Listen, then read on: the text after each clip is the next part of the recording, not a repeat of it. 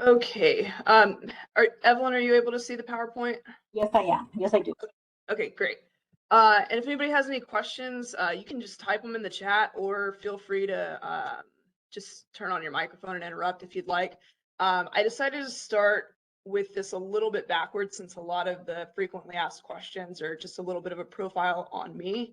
Let me see real quick.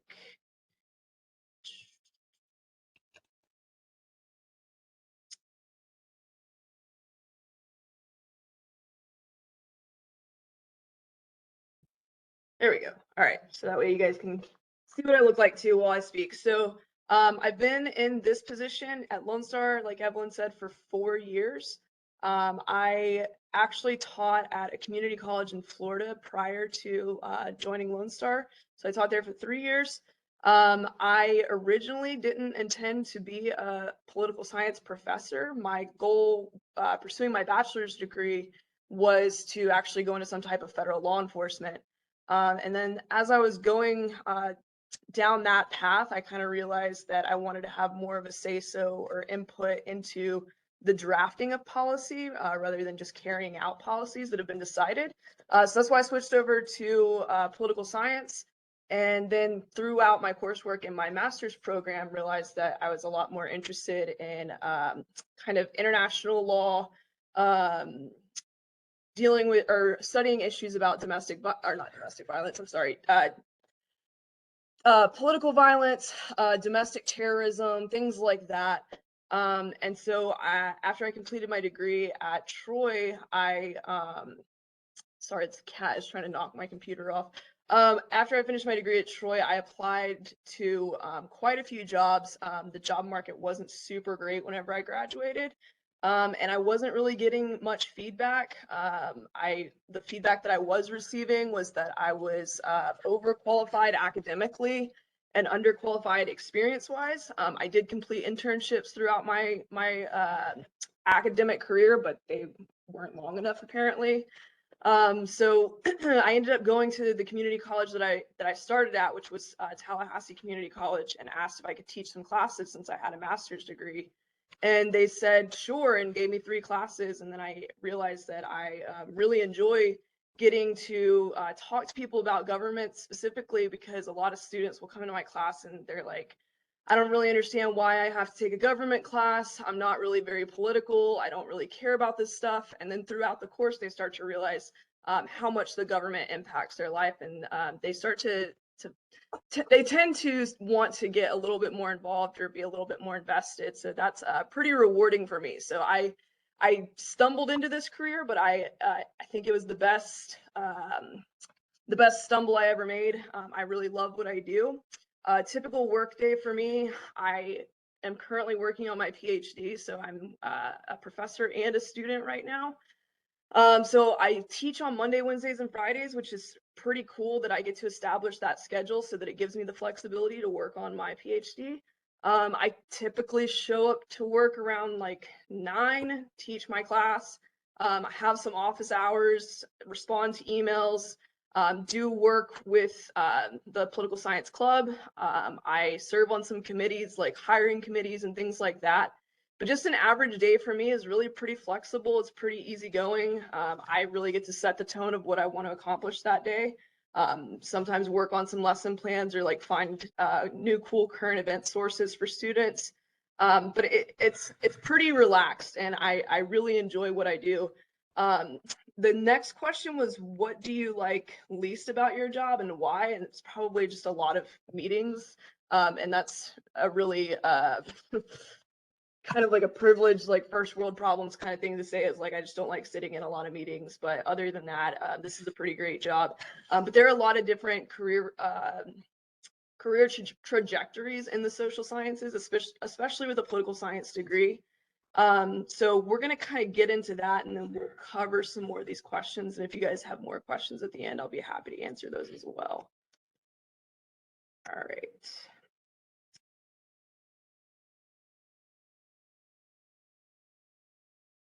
All right, so starting out, if you are interested in studying political science, a lot of people are going to say, oh, I hate government. Political science isn't exactly just talking about government or talking about like politics. Like, are you in favor of the Supreme Court decision? Political science is really pretty broad. So the definition of political science is the study of government and politics, both in theory and in practice. But if you go in the political science degree path, you're going to have a lot of different areas that you can specialize and like really pick out the things that you're interested in. Like for me, not super interested in state and local government, although I'm getting more interested in it now. But whenever I was going through my master's program, I was like, I'm more interested in international relations. A lot of what inspired me to get pretty invested in studying terrorism and political violence is I was 12 when September 11th happened, so that had a huge impact on what I felt like I could contribute to the world. So political science is pretty broad, and you can really figure out where exactly is your like niche, the thing that you actually care about. So why consider a political science degree? So to start with, you're going to learn about multiple avenues of how to impact the world by studying things like ethics, justice, democracy, systems of government, and political behavior. And it's a very versatile degree. There are a lot of things you can do with a political science degree. It doesn't mean that you're going to go be a politician. Actually, if you want to be a politician, probably the better degree to get would be like a law degree or public administration. So you might work in politics as like a campaign advisor or a policy drafter, but you can also work for nonprofits. Political scientists are often hired to work in corporate businesses, within the media and education and law, things like that. So there's a lot of different kind of forks in the road that you could travel down depending on what your interests are.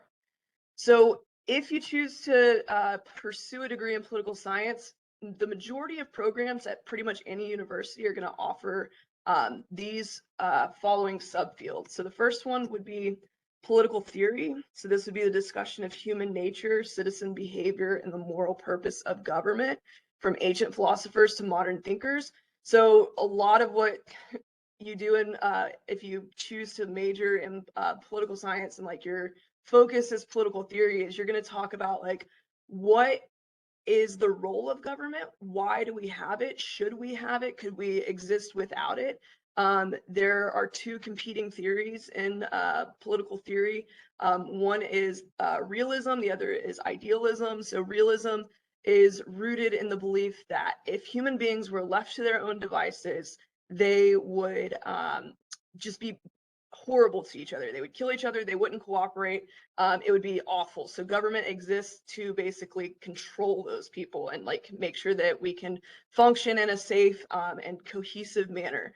The opposing theory is idealism, which means that most of the time people are going to tend to get along because they want their neighbor to want to help them tomorrow. So they're going to be nice to their neighbor today.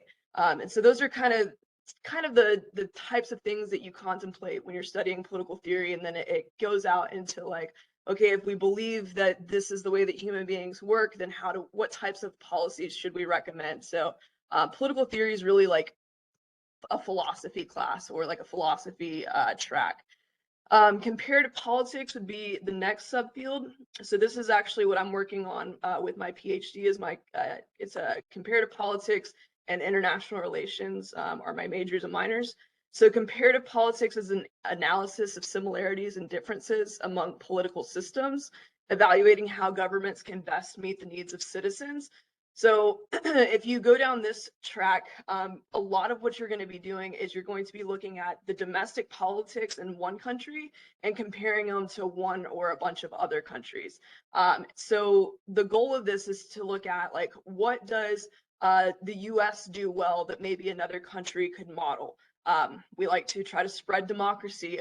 Will our style of democracy work in a country where their culture is very different? So we study things like that. Another thing that we look at in comparative politics is like a lot of people have pushed for socialized medicine in the United States, and they point to the Nordic countries and say, well, they have a lot of social democracy, and they're doing really well. And there's a chart that you can look at that's called the prosperity index. It like measures how prosperous each country is. And if you look at that, most of those countries are European and Scandinavian states. The United States is actually ranked pretty low on the prosperity index. And so people will say, well, we should do what they're doing and that'll make our society better. And then you'd get into, well, the United States has a larger population and we're more homogenous or diverse than the Nordic states. So those are some of the things that we talk about in comparative politics. For international relations, so if comparative politics is looking at domestic policies and comparing them between countries, international relations is looking at how countries interact with one another. So it's the examination of interactions among nations and international entities, from finance and development to war and trade. A lot of what you're going to talk about in international relations is going to be a lot of what you hear discussed in our foreign policy in the United States. So like, how do we approach what's going on in Russia, especially with, I believe it was yesterday, Russia has stated that they're going to just like declare that a portion of Ukraine is now theirs. That's a major violation of international law. And so in international relations, if I was in one of those classes right now, we would be trying to map out like, what are the responses going to be? Like, how is the UN going to respond to this? How is the United States going to respond to this? We would probably also be talking right now about the mass exodus from Russia into surrounding countries. A lot of people are fleeing Russia because they don't want to be drafted. And so how is that going to impact the neighboring countries, and how are they going to respond to that flood of immigrants? So that's a lot of what we'd be discussing in international relations. A lot of discussions take place around the United Nations. What are the established international laws? How difficult is it to enforce international law? That's a big thing that we discuss quite a bit. And then trade policy. What's the best approach to trade? And you have to think about a lot of things. Are you looking out only for your country's interests, or are you looking at what your relationships are like with the countries that you're dealing with, right? Because if you're focused entirely on yourself, or just the US and trying to get what's best for the US, one day might come where we need that country that we are maybe taking advantage of, and what's that going to look like down the line. So we kind of learn the terms to discuss things like that. So one of the big things we talked about a lot in international relations was which type of power works the best. There's soft power and hard power, and the best way of thinking about that is hard power is like physical coercion, like our military strength. The United States has a lot of hard power. But when we talk about soft power, that's more of like our negotiating skills and our relationship building. And our soft power on the global stage has kind of waxed and waned over the years. And I would say that we've been kind of at a lower point than we have been in a long time. But anyway, those are some of the things that we would talk about in international relations courses. The next category that you could major in would be, or minor in, I guess, would be American government and politics. So this would be the study of the legislative, executive, and judicial branches of the American federal government, as well as policies, history, and state politics. So you just have a primary focus on American government. And then the last one is political methodology. So this would be the mastery and development of emerging methods for political analysis, including statistics, econometrics, and more. So this is a growing subfield right now. Political science didn't used to be a very quantitative field. So what does that mean? We weren't able to collect data and analyze data because it was just, it's way too complicated to study human beings with data. We didn't have the technology available, but that's starting to change. So having a focus on political methodology, if you're somebody who is good with numbers, if you like looking at data, if you're good at coding, because that's really how we run our research right now, is through a system called R, and it's primarily computer coding. That would be something that would be really high in demand if you chose to go down the political science route, especially if you have any interest in maybe becoming a researcher, or probably even a policy analyst, or something like that. Being able to provide data that backs up what you're saying is going to be expected at this point in the game with the level of technology increases we've seen. Just going to pause for a second. Any questions on the subfields before we keep going? All right, so important qualities for political science. So some things that would be beneficial for you if you're interested in majoring in political science would be having analytical skills. So political scientists often use qualitative and quantitative research methods. So qualitative is where we're pulling the research that already exists and trying to complete the puzzle by looking at ideas. Typically, we'll look at just a certain number of cases, like a case study. But quantitative research, like I said, it's starting to be on the rise in political science. And so quantitative research is going to be pulling like how people respond to surveys, or do they show up to vote, and they're going to be trying to find correlations and ultimately make arguments for causation behind that. So analytical skills are really important for political scientists. Communication skills. So political scientists often collaborate with other researchers when writing reports or giving presentations. So they must communicate their findings to a wide variety of audiences.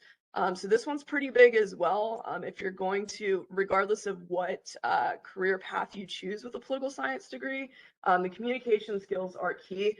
So learning how to communicate really like complex issues, especially to people who probably aren't as invested in political science or politics in general, it is a really good or a really big selling point for you on the job market, being able to boost those communication skills.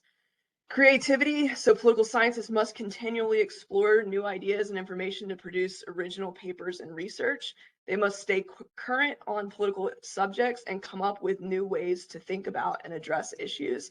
I would say this is probably the thing that is the most difficult for a lot of my cohort members at U of H, is coming up with new ideas to answer some of these really complex problems. One of the projects that I'm working on right now at U of H is trying to identify what would cause people to support populist leaders, specifically strongman leaders. So a populist leader is basically somebody who comes out and says, I know that you guys are frustrated, and it's not because of anything that you've done wrong, it's that those elites are running things, and I am here to fix it for you, right?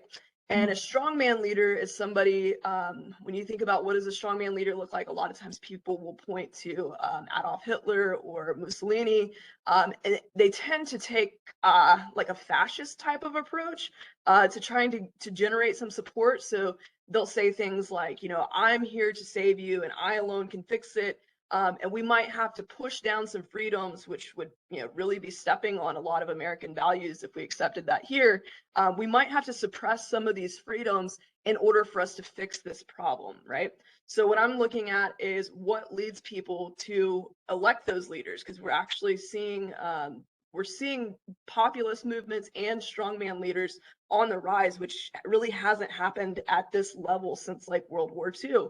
So my theory is that when people have seen a status reversal, meaning that they used to be the dominant demographic and now they're not, or they used to be the ones in political power and now they're not, those types of people are more likely to elect populist leaders. So coming up with really creative and specific ideas about some of these complex problems is sometimes very difficult. But if you find yourself like sitting around thinking about stuff like that, you might want to pursue like an advanced degree in political science, because that's something that really just can't be taught. It's more of something that you just have. And then critical thinking skills. Political scientists must be able to examine and process available information and draw logical conclusions from their findings. So this is again more focused on people who are producing research, but critical thinking skills are really important, specifically in our field, to be able to identify what exactly is the issue here, what exactly is motivating people to behave in this way. Being able to kind of break down arguments and focus more on, say, for example, if you're trying to have a conversation with somebody about Roe versus Wade being overturned or pro-life versus pro-choice, we're not going to get very far in the conversation if it's just, I believe you should be allowed to, or I believe you shouldn't. But if we can have conversations about like, well, what has been established in the Constitution? A lot of the arguments for Roe v. Wade are based on the 14th Amendment. People should have equal protection under the law. And so if we could have a conversation around that, we might could get somewhere a little bit more productive. So it's really important that people who are interested in political science can kind of remove their personal preferences and be able to have civil discourse based on critical thinking. All right, next. So I pulled a few political science career paths or options. So there are a lot of options. Like I said, political science degrees are very diverse. There are a lot of different opportunities. So you could choose to work with state and local government. Some of those positions might be a legislative assistant, policy analyst, staff assistant, a press aide. Maybe you want to work at the federal level. You might want to become a political scientist who's actually making recommendations or producing research. You might be an agency administrator, a legislative assistant, legislative director, press aide, policy analyst for the federal government. You could also go into nonprofits. So you might want to advocate on behalf of a specific issue. So maybe you're really interested in climate change, or maybe you're really interested in women's rights or something of that nature, trying to fix the immigration system for asylum seekers. That would fall under advocate. Development officer, you might be a policy researcher, a program director, maybe a think tank fellow. Think tanks are normally nonprofits. There are some partisan ones, but they're normally nonpartisan. There are some partisan ones, but for the most part, a think tank is just people that get together and try to come up with answers to some of the most complex issues that are facing the world. And so you could work with a nonprofit that's focused on domestic politics or international politics, or something of that nature. Or you could work in international affairs. So if you chose to go that route, some of your career options would be a diplomat or working with an international NGO advisor. So a diplomat, you would basically go and represent your country and engage in some of those discussions and things like that to help boost soft power for whatever country you're representing. A couple more options. You could go into private business. So you could work as a consultant or a lobbyist. You could work in media as a reporter, telejournalist, news anchor, radio host, writer, editor, social media manager. You can go into marketing, doing market research, advertising, executive, creative director.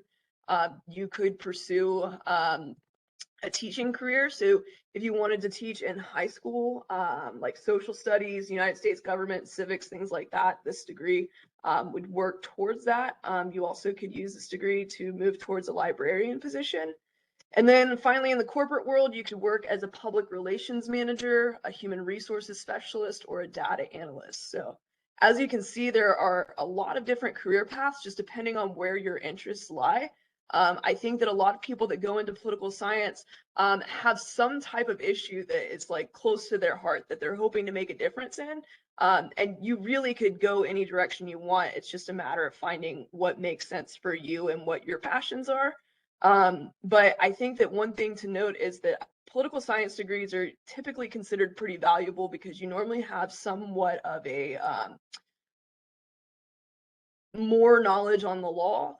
And people know that people who pursue political science careers tend to be really good at critical thinking and engaging in complex discourse on really controversial topics and being able to do it in a manner that tends to be less emotionally triggering than other people that haven't had the same type of approaches to their education. Ethan, I see that you left a comment, AAT major, and I found out a couple of weeks ago that I would need to transfer to this major if I wanted to teach high school government. How do I change majors? That would be a question for Evelyn. Yes, you can contact me after the meeting. I believe you have my information, and just email me and we could discuss that. Let's have a meeting to discuss how to change your major. Thank you. And then I see there's another question that came in. If I wanted to just focus on learning the law and pursuing a career and adjusting the law as well, would political science still be something I should be majoring in? I would say yes. You might again want to speak to an advisor, but from what I know, I also do contract work with a law firm. A lot of times, students will major in political science for their bachelor's degree and then pursue a law degree afterwards. That's a pretty strategic career path.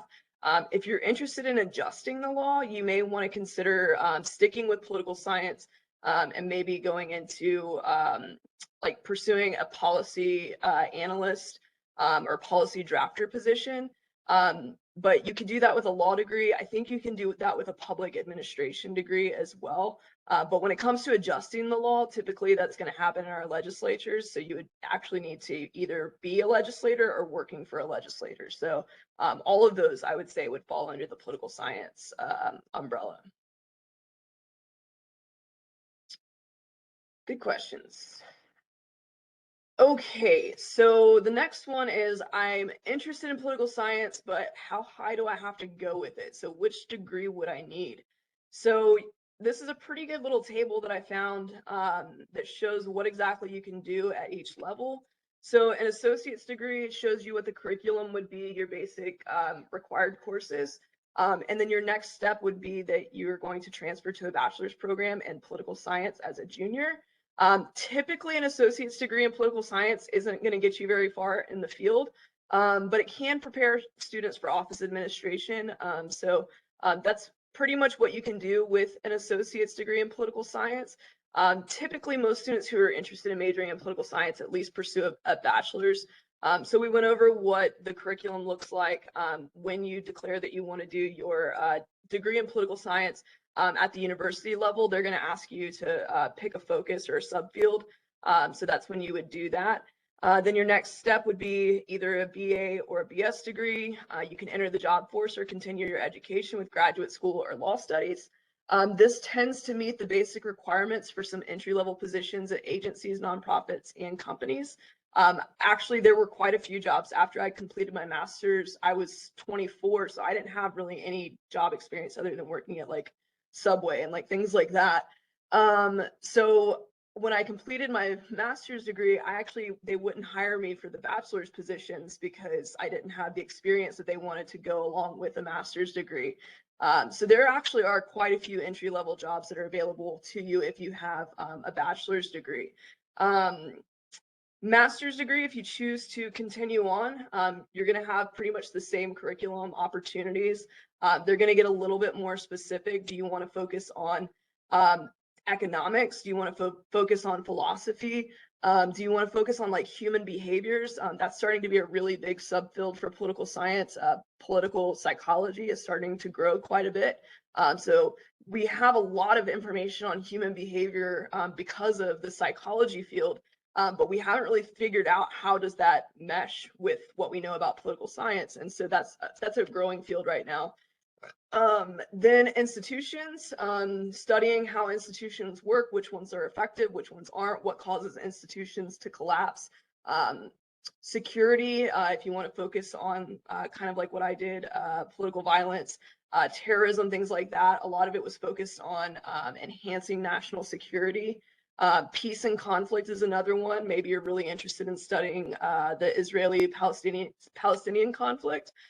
Maybe you're interested in studying race and ethnic issues. And then you would have to produce a thesis, which is a writing assignment. Basically, it's like a really long paper, but not all programs require a thesis. I actually took comps instead of producing a thesis. So comps are your comprehensive exams where basically your professors put together open-ended questions. Then you basically have to prove that you've learned something while you've been in their under their watch. So what they're looking for is, can you cite like the giants in the field of political science? Are you able to reference like who is the person who advocates for realism? Who is the person who advocates for idealism? What are the arguments behind it? Stuff like that. It's intended to lead to a doctorate, but it can replace work experience for professional advancement. That wasn't my experience, but that's what the Bureau of Labor said. With a master's degree, graduates can work as a political scientist, a high school teacher, and senior analyst. And one thing they didn't list on here is you actually can work at a community college with a master's degree. So you can be a professor at a 2-year school with a master's degree. So I think I have a pretty amazing job. So if you're interested in being a teacher, I would encourage you to try to be a professor at a community college, unless you're just really passionate about working in high schools. And then you can also be a high school teacher and senior analytics. Then if you choose to go all the way up to a doctorate, this is where you're going to be pretty deep in political theory. Most of my coursework at U of H has been pretty math intensive, which it doesn't work out well for me because I was not a math person. So I've been struggling with that part. Modeling, what they're saying there is, so from what I was saying about my theory that I proposed, is I would have to figure out how do I measure if somebody has experienced a loss of status, how do I quantify that, and then creating a model to measure it, to say that like once somebody has experienced this much of a downgrade in status, then that's when they're more likely to vote for strongman leaders. So that's what they mean by modeling. Statistics is used quite a bit with a doctorate degree, and then you would have to produce a dissertation, which is basically writing a book. And that is considered a terminal degree in political science, so there's really not a next step for this particular field. You could always go on and get another degree in another field if that's what you want to do. And a PhD is required to work in academia and to hold specific leadership roles. So that's more so for universities, but even say if you were interested in being a professor, you most likely would need to have a PhD if you wanted to move your way up to like a dean or, you know, maybe a vice president or president of a college. They expect that you would have a PhD in something. So that gives you an idea of what degrees you might need based on what your goals in political science are. When we look at salaries for political scientists, when they say political scientists here, I think that what they're talking about is somebody who teaches political science at a university. That is not how much money I make, but if you teach at a university, that's a median income. You could be a diplomat. Diplomats tend to be paid pretty well. This came from the Bureau of Labor Statistics, and this is the most recent data. So inflation is going to affect it a little bit, but this is pretty current. One of the things that's worth noting is something I wish somebody would have told to me whenever I was pursuing my degree, was they would flash these things on the screen and I would be like, oh my God, I could be a diplomat and make $90,000. But most of these jobs are in Washington or overseas. And that's part of why they pay so high. So like thinking that you're going to make like $76,000 with a bachelor's degree in Houston is pretty unlikely. A lot of these salaries are based on living in DC and what the cost of living there would be. So if you're planning on staying in Houston or somewhere like Houston, these salaries are probably going to be a little bit lower. This gives you a look at the projected employment of political scientists by industry, regardless of which degree you guys pursue.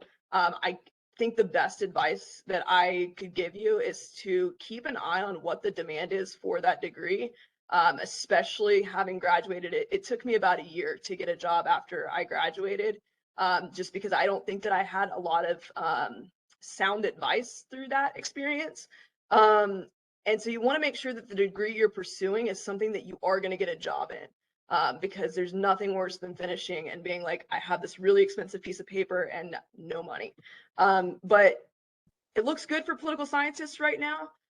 This is from 2018, and this is the projection for 2028. So this shows you where you can expect to get a job based on the industry. So most people with political scientist degrees work for the government. Then let's see, like 29% work for professional scientific and technical services. And then 9% in education, and then like 5% do other things such as religious grant, making social advocacy. and then like hardly anybody is self-employed with a political science degree. One thing that's worth noting whenever I was doing this research, and a lot of this is really easy to find if you guys just like Google how much do political scientists make, it'll take you to the Bureau of Labor Statistics website, and you can find all this information on your own. But when I was reading on there like a couple weeks ago maybe, they said that political scientists are actually going to be in pretty high demand over the next few years. And the reason for that is that the people who are currently holding positions that political scientists would be eligible for are retiring at a pretty rapid rate and at a faster rate than what people are pursuing political science degrees. So it's a degree that's actually going to be in pretty high demand by the time that you guys graduate. So that's always something to look at, regardless if you choose to go with political science or something else, kind of getting an idea of, is this something that's going to give me job security? For quite a while, I was like, if I could do it again, I'd probably go into the medical field because at least you know that you'll have a job. But I'm glad I didn't. I like what I do a lot more than I would have liked that. And I'm bad at math and science. So let's see. Any questions that you guys have after going over all that? If not, I can kind of just work my way through some of these questions.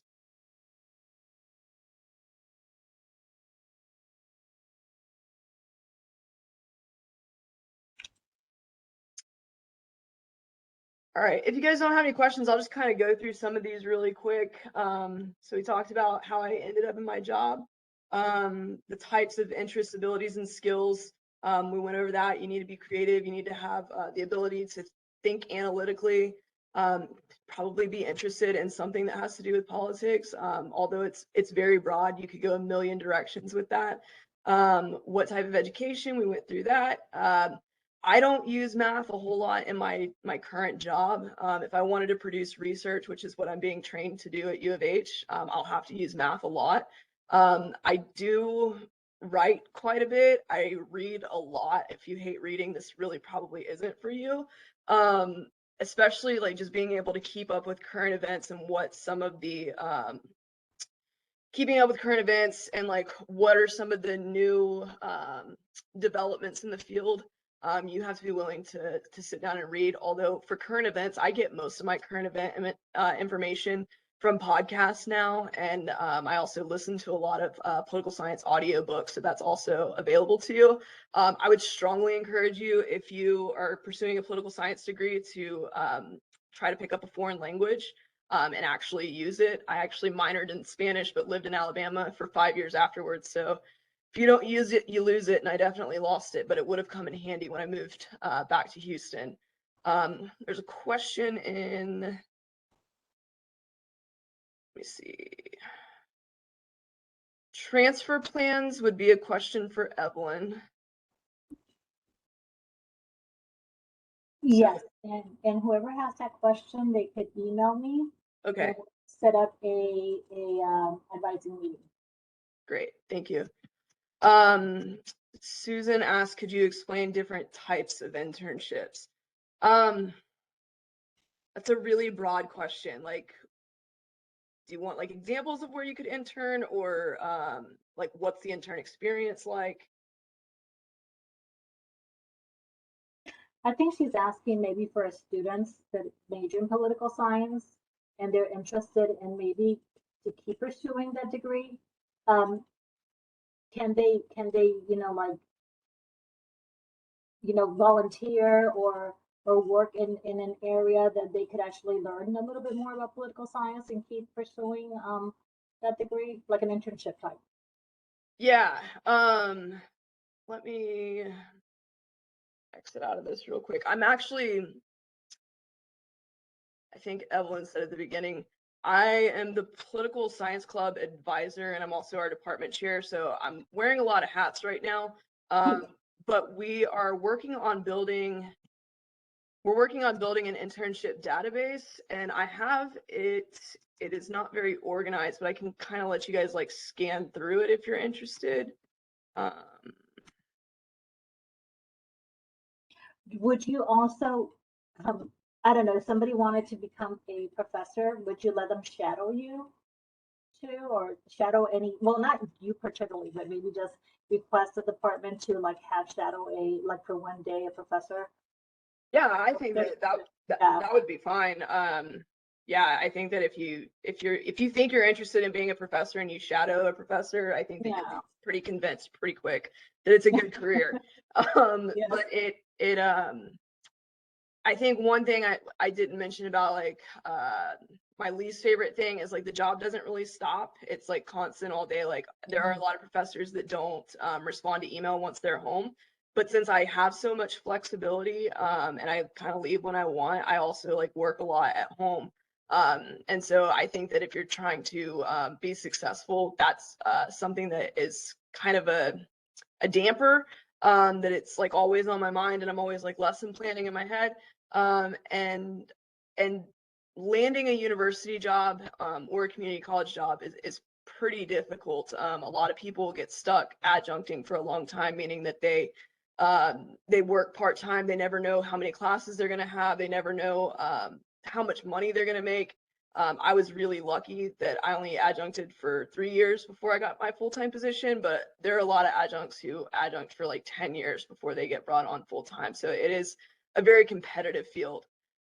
But yeah, I think that that would be a great idea. And once you get to your university, you can also apply to try to be a TA if you stay in graduate school. That would be another opportunity to really get to see what the university professors' lives are like on a day in, day out basis.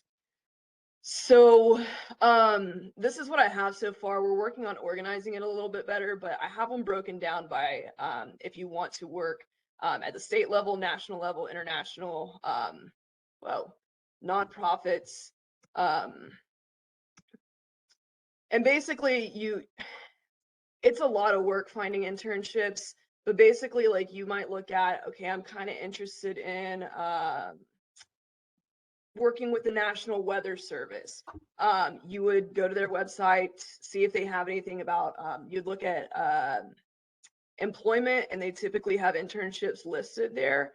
A lot of times, though, you can reach out to organizations and say, hey, I'm interested in interning. Do you have anything available? And that tends to be more effective. I mean, like you can always apply, and if they have applications and they're active, but just reaching out and saying, hey, I'm interested. A lot of times people aren't going to turn you down because typically internships are unpaid. So these organizations are happy to have the free help. But anybody who's interested in trying to get an internship lined up, feel free to email me and we can try to find something that matches your interests. As far as the experience interning, I did an internship with an emergency management agency. And that director was really invested in trying to help me like really learn. And so I got to do all types of like federal level training of how do you respond to a crisis? What if it's something like September 11th? What if it's something like, what's happening in Florida right now with Hurricane Ian? How do we go about organizing to have the most effective response? And so she did a lot with me with training. But most days I kind of just sat there and waited to be asked to do something. I also interned with the U.S. Department of State Bureau of Diplomatic Security. They let me do a lot of training too. I did a lot of firearms training, which was really interesting. And then also I had a lot of days where I was kind of sitting around waiting for somebody to tell me what to do. But I did get to participate in one of the biggest human trafficking stings. It was a joint task force with the Bureau of Diplomatic Security and the FBI here in Houston, and it was a pretty big deal.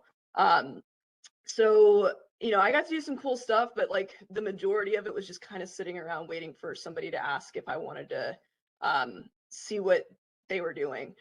So it's highs and lows. It's you're probably going to be the person they ask to do like the reorganizing the filing cabinet, stuff like that. But I think the best part about an internship, other than having something to add to your resume, is the networking opportunity, meeting people in the field that you want to work with, and developing those relationships so that when you are looking for a job, even if they're not hiring you, if you made a good impression, they might help you along the way. So I saw a question.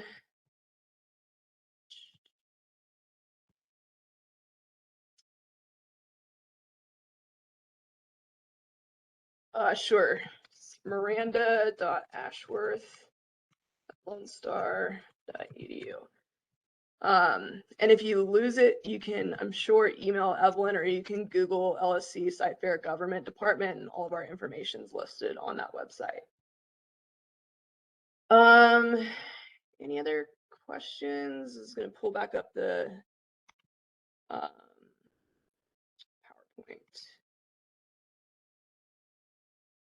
PowerPoint.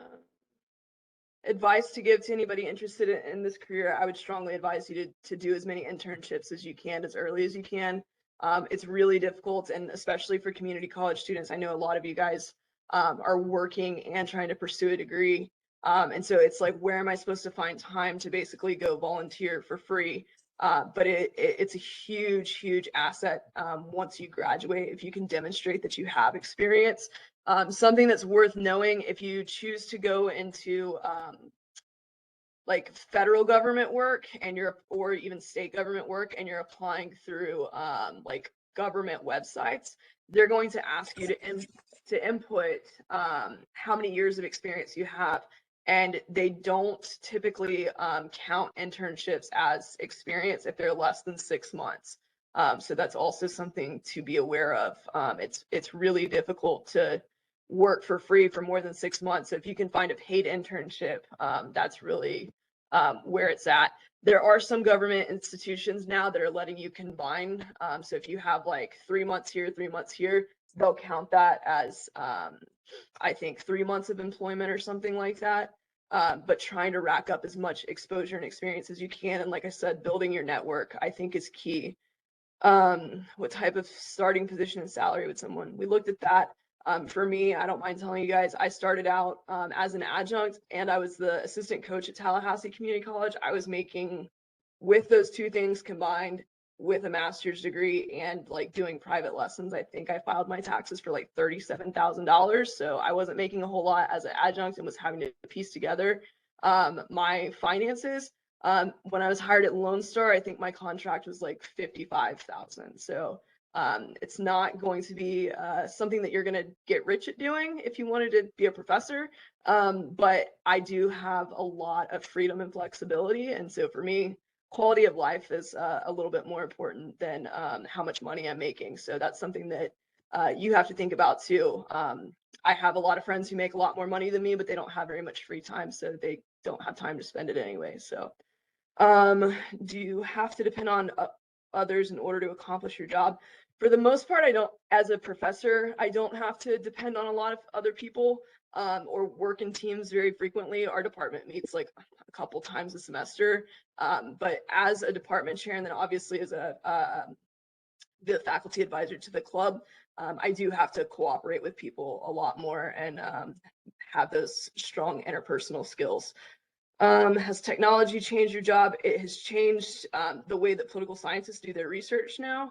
You are expected to be able to produce quantitative research if you try to go to that level. So that has changed quite a bit. I don't know that we're really going to see a lot of changes in the future. I think that, like I said, I think that this degree is going to be in pretty high demand for probably the next decade. Are there other industries or positions where you could work? Yeah, there are tons. We went through those. Certain times of the month or year busier than other times. As a professor, it's a really, really fun job because I get summers off. I get Thanksgiving off. I get December off for Christmas. So I have more off time than most people do, which is really nice because I like to travel and hike and stuff like that.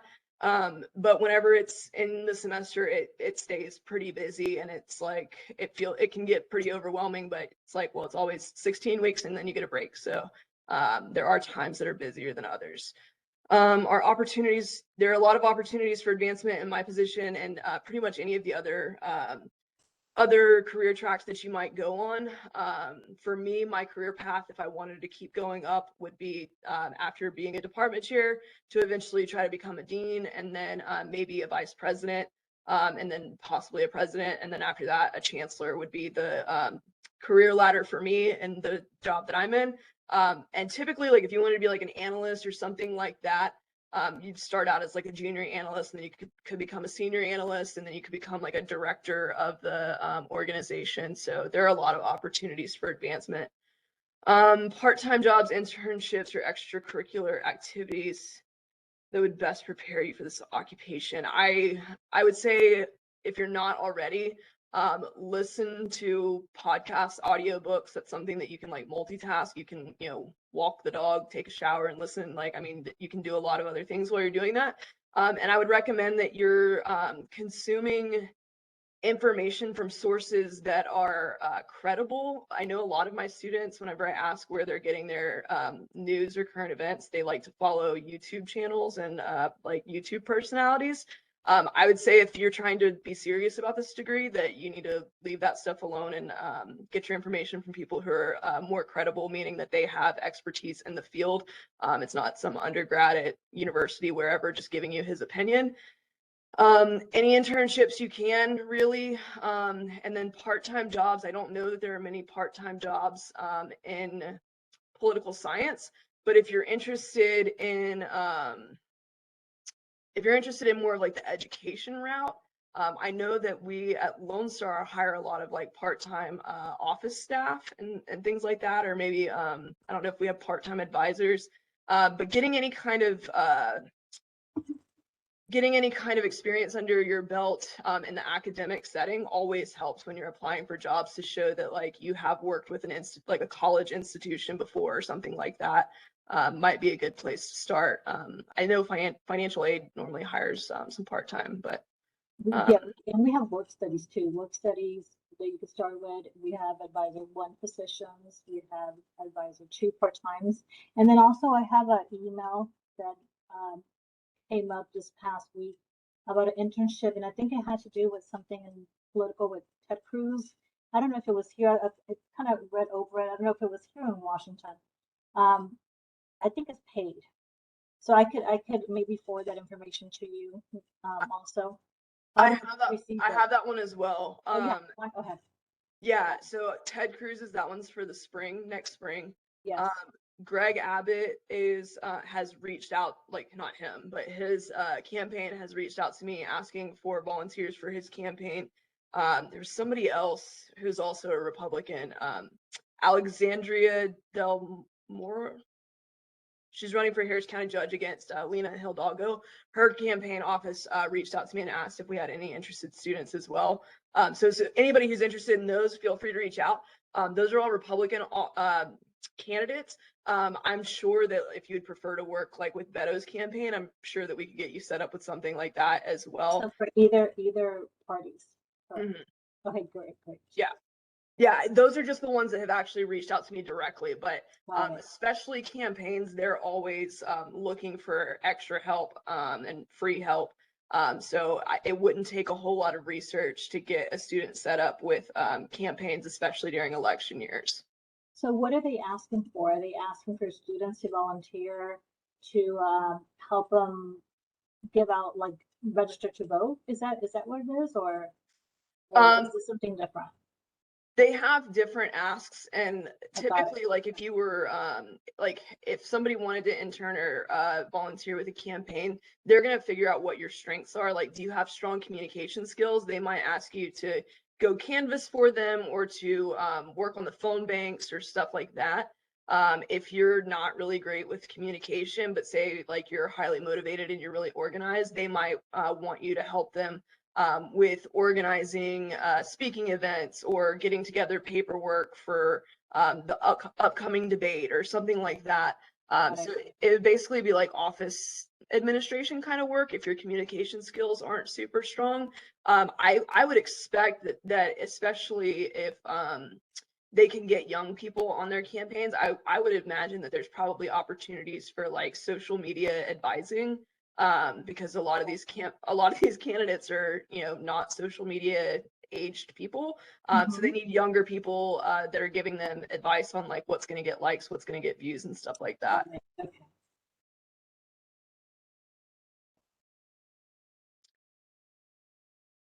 Any other questions?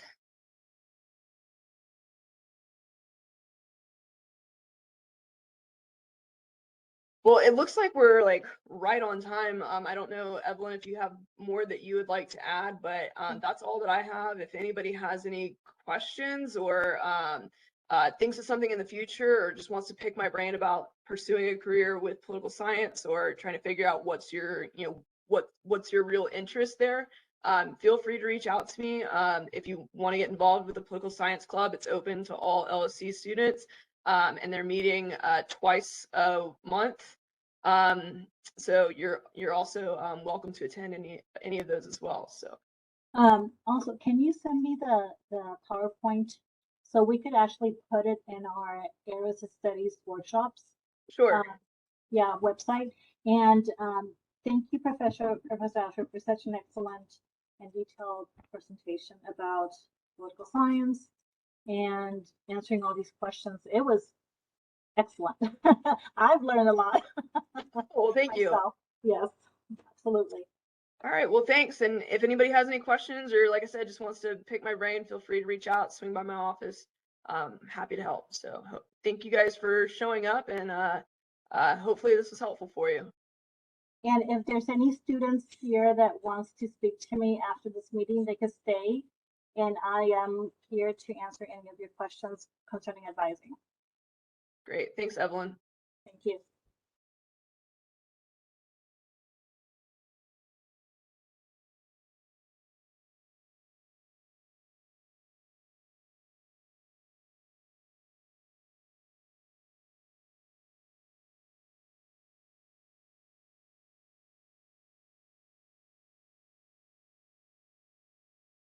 Hi, do you have any questions?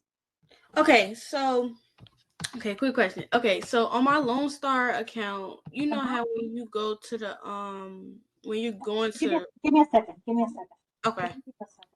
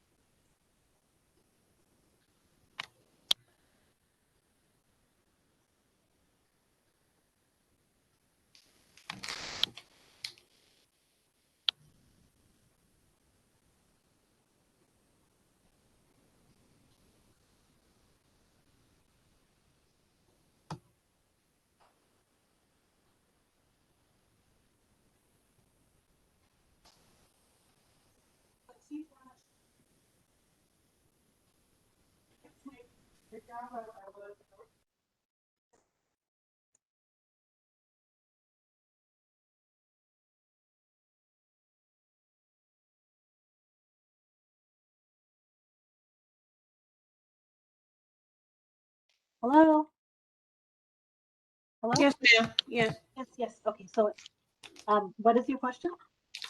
So on my like when I go to register for the classes, okay, it has a plan and registration for courses. It says semester 1 open for planning and enrollment. What are these classes? Ooh. Are these classes that I'm supposed to be taking or? Yeah, well, that's going to be for later, but that's supposed to be included, but sometimes it's not really accurate. Oh, okay. Once you go into the EDUC class and start taking the EDUC class, it's going to actually give you,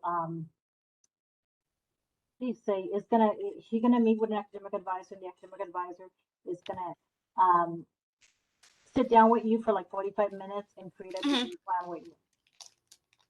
So that's gonna almost mirror that degree plan.